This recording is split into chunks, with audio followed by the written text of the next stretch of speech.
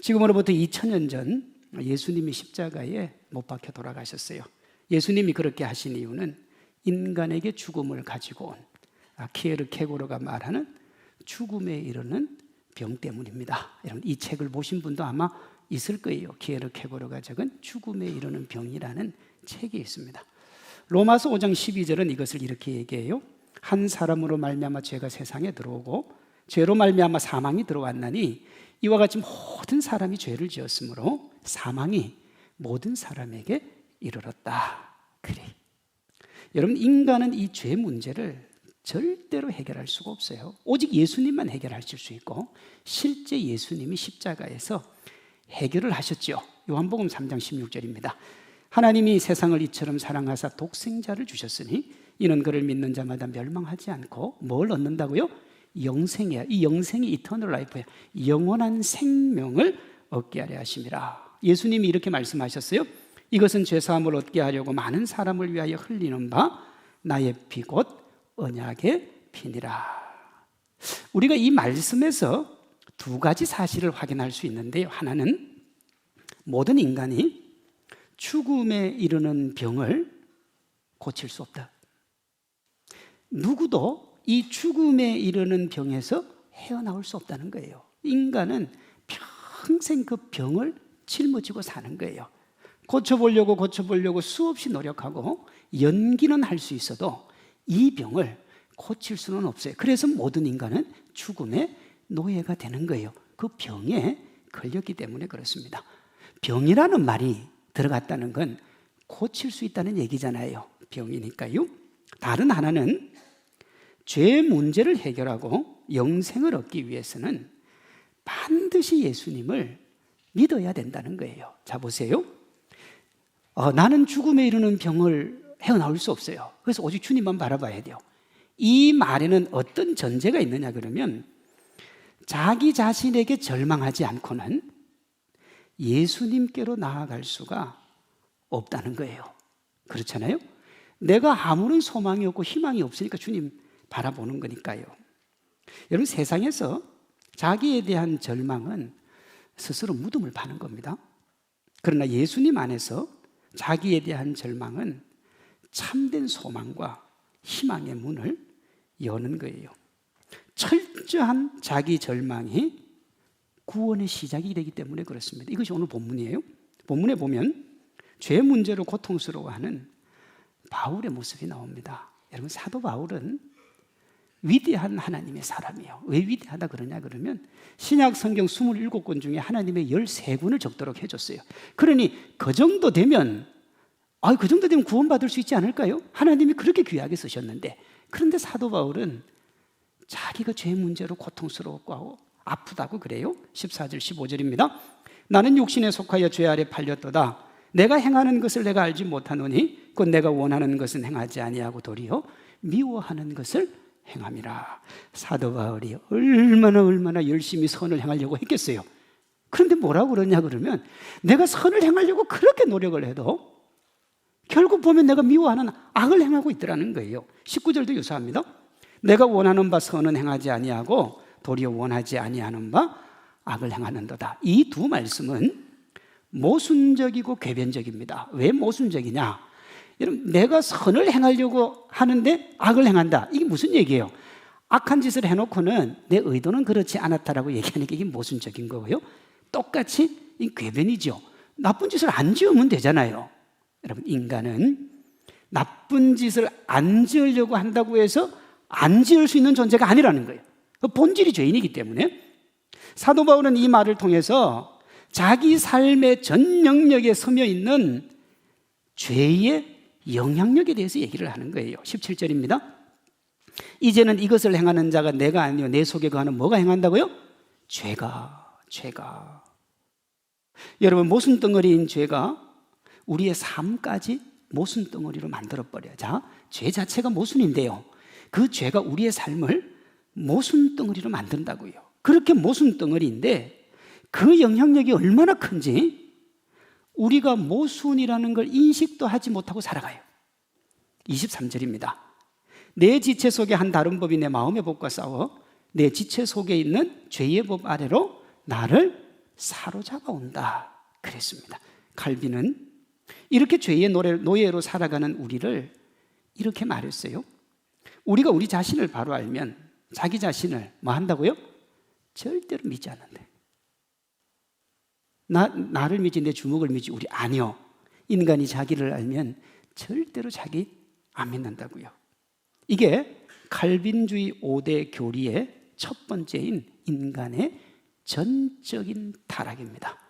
전적인 타락이에요. 어느 한 곳도 선한 곳이 없어요. 이걸 로마서 3장 10절 12절은 이렇게 얘기해요. 의인은 없나니 하나도 없으며 깨닫는 자도 없고 하나님을 찾는 자도 없고 다 치우쳐 함께 무익하게 되고 선을 행하는 자는 없나니 하나도 없도다. 이런 존재가 우리인 줄로 믿습니다. 하면 해야 되는데 우리가 전적으로 무능하고 타락한 줄로 믿습니다. 철학자요 지필가인 한나 아렌트는요, 이 인간의 죄된 일상과 현실을 뭐라고 그랬느냐? 악의 평범성이라 그랬어요. 그녀가 2차 세계대전 중에 있었던 유대인 학살의 핵심 책임자였던 아돌프 아이히만의 재판 과정을 보면서 적은 책이 있습니다. 예루살렘과 아이히만이라는 책이 있어요. 그 책에 이런 내용이 나옵니다. 강제 수용소에서 살아남은 100명이 넘는 증인들의 증언을 토대로 15가지가 넘는 죄명으로 아이히만을 재판에 회부를 합니다. 그 재판을 하다가 재판장이 마지막 변론의 기회를 줍니다. 자, 아이히만 할 말 있으면 해봐라. 그때 아이히만이 이렇게 얘기해요. 나는 명령에 따랐을 뿐이요, 나는 무죄요.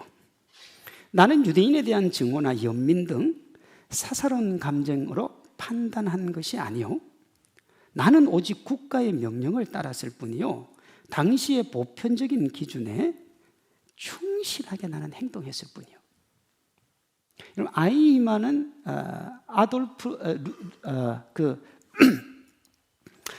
독일 정부의 공무원이었습니다.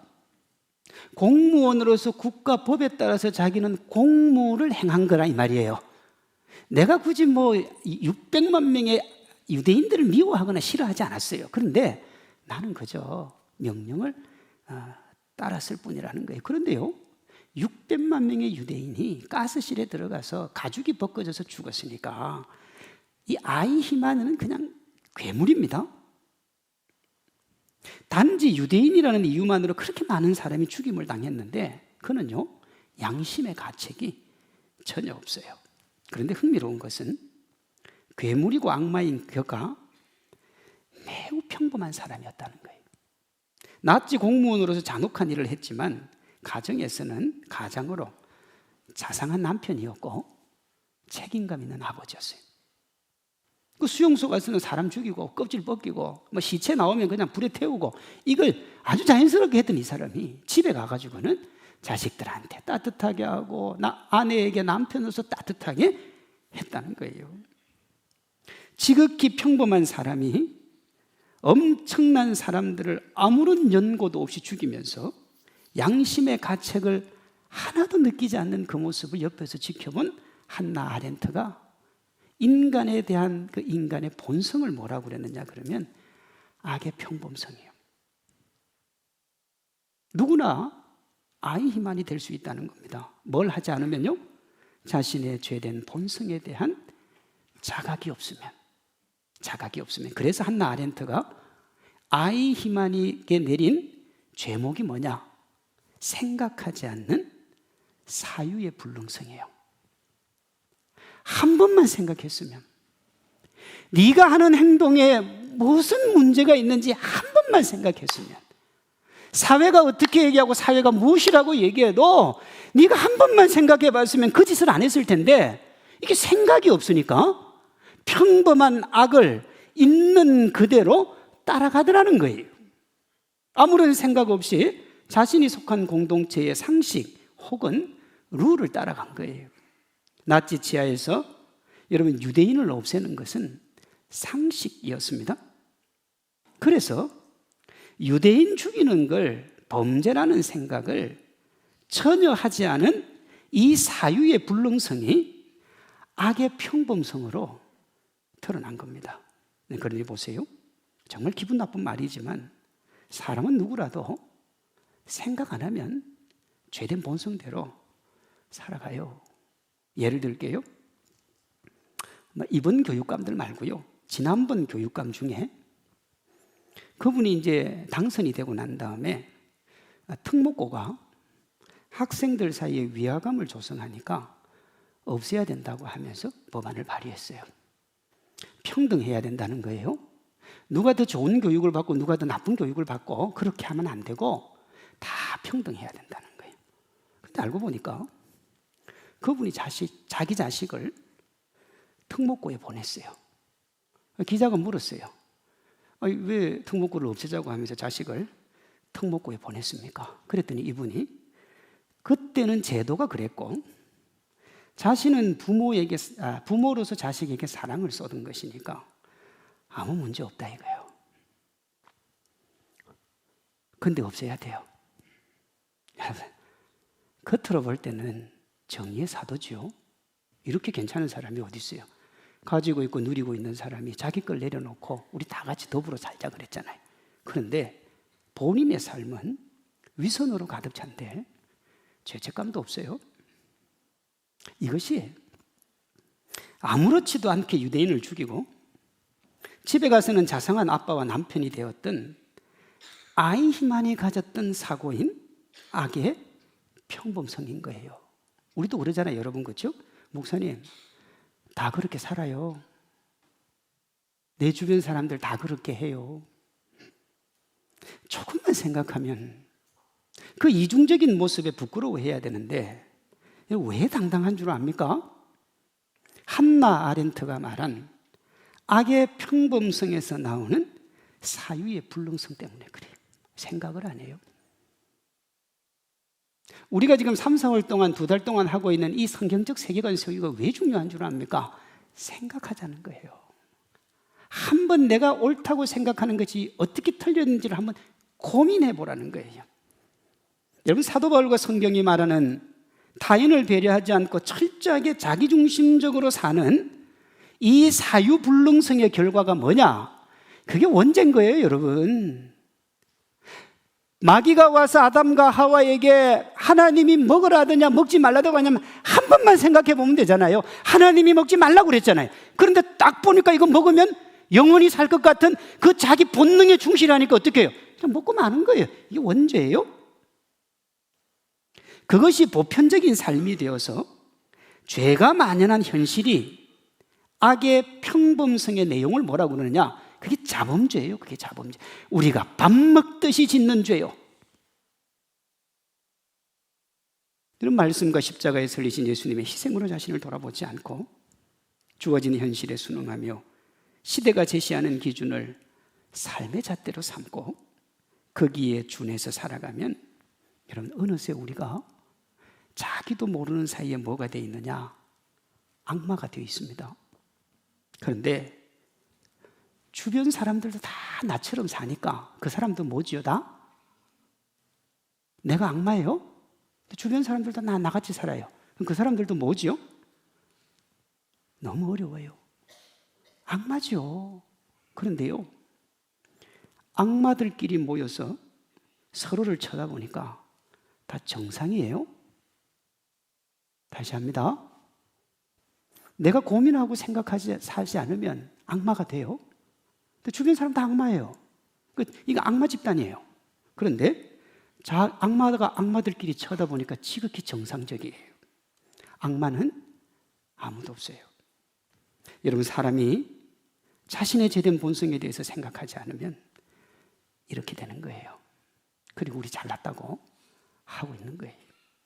우리는 우리 자신도 모르게 우리를 갉아먹는 이 어마어마한 죄의 본질을 깨달아야 돼요. 지극히 세속적이면서도 거룩하다고 생각하게 만드는 이 죄의 본질을 인식해야 된다고요.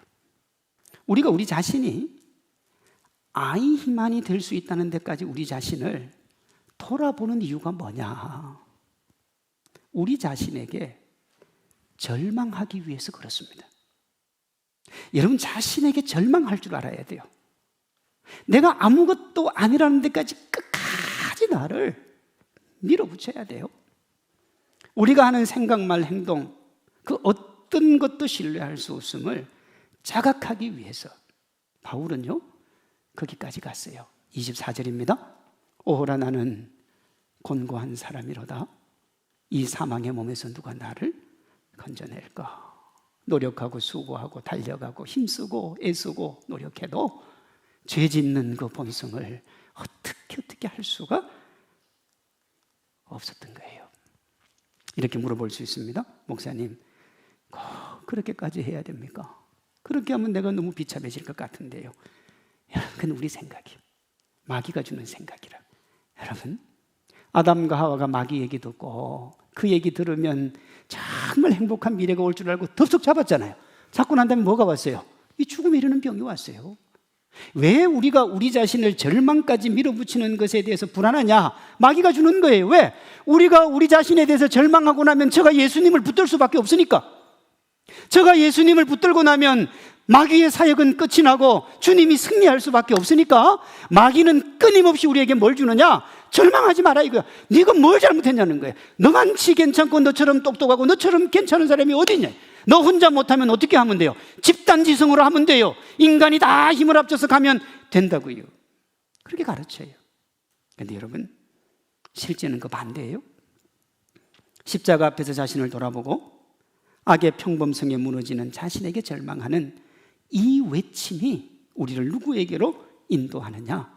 예수님께로 인도하는 거예요. 예수님께로. 오직 우리의 구원자 되시는 주님께로 인도하는 거예요. 우리가 절망하면 어떻게 되느냐? 하나님께서 우리에게로 찾아오시는 거예요. 그래서 여러분, 십자가가 죽음과 동시에 뭐예요? 생명인 겁니다. 세상에서 자기가 무능하다고 하고 자기가 죄인이라고 하면 그걸 끝이에요. 자살행위나 다름이 없습니다. 그래서 없어도 있는 척하고 몰라도 아는 척해요. 자기가 삼심해서 대법원의 판결이 나도 양심의 법정에서는 무죄예요. 왜요? 그거 인정하면 자기 죽는 줄 알아요. 여기에 익숙해져서 아무 생각 없이 신앙생활도 그렇게 하는 사람이 있어요. 아무 생각 없이. 이 점은 안 됩니다.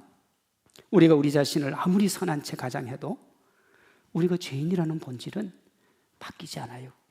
선한 것은 하나도 찾아볼 수 없는 죄인이요.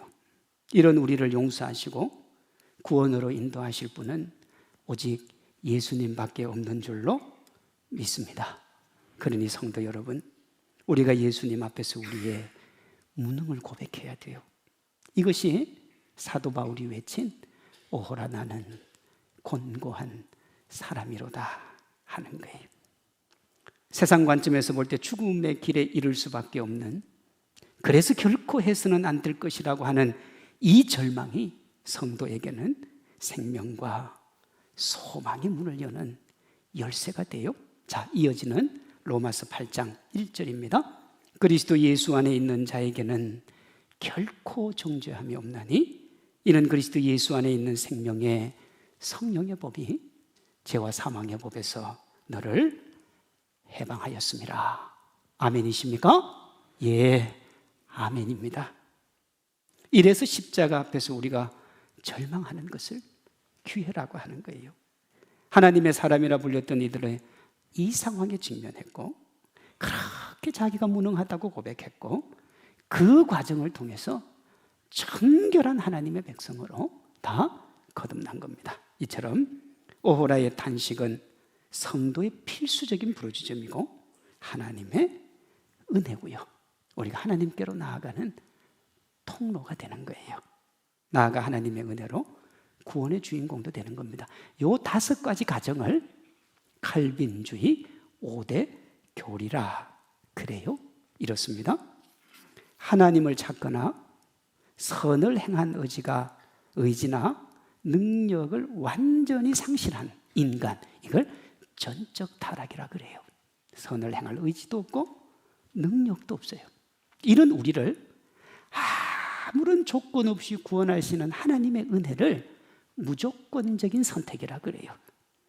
그리고요, 이 구원은 십자가와 부활을 믿는 이들에게만 주시는 거예요. 이걸 제한속죄라 그럽니다. 안 믿는 사람은 안 되고요. 그리고 주님은 예정된 이들은 반드시 구원을 하세요. 어떤 경우라도. 이걸 불가항력적인 은혜라 그럽니다. 재밌는 말이죠. 은혜는 은혜인데 어떤 은혜요?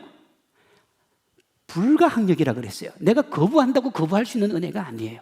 그리고요, 성도의 견인이 뭐냐 그러면 어떤 일이 있어도 반드시 구원으로 인도하시는 하나님의 은혜예요. 이게 성도의 견인이에요. 이 시작이 뭐냐?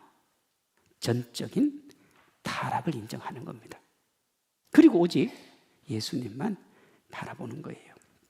우리는 잠시 잠깐인 이 땅에서의 편안함 때문에 영원한 하나님 나라에서 평안을 가볍게 여기는 그 우를 범하면 안 돼요. 현재 짧은 행복과 만족을 위해 거룩한 하나님 자녀의 그 정체성을 놓치면 안 된다고요. 물론 우리가 이 세상 매력적으로 보일 수 있습니다. 높은 권세, 육체의 안락을 누릴 수 있는 부가 매력적으로 보일 수 있어요. 이미 그 삶에 젖어 있을 수도 있고요. 여러분, 그 삶에 젖어 있는 분들은 죄의 권세 아래 허덕이는 자신과 싸우는 절망을 하지 않아요. 그러면 어떻게 되느냐? 죽음에 이르는 병에 의해서 죽음의 노예로 인생이 끝난다고요.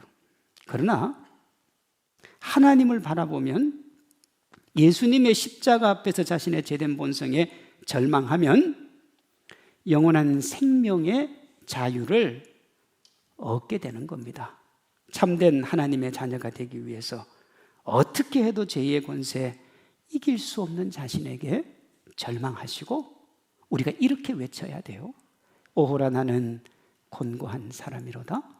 이 사망의 몸에서 누가 나를 건져낼까? 그렇게 우리가 절망하면 주님이 우리를 찾아오셔서 생명의 성령의 법으로 죄와 사망의 법에 허우적거리는 우리를 건지시고 메마른 영혼 적시고 우리 영혼에 생수의 강이 흘러 넘치게 해 주실 줄로 믿습니다.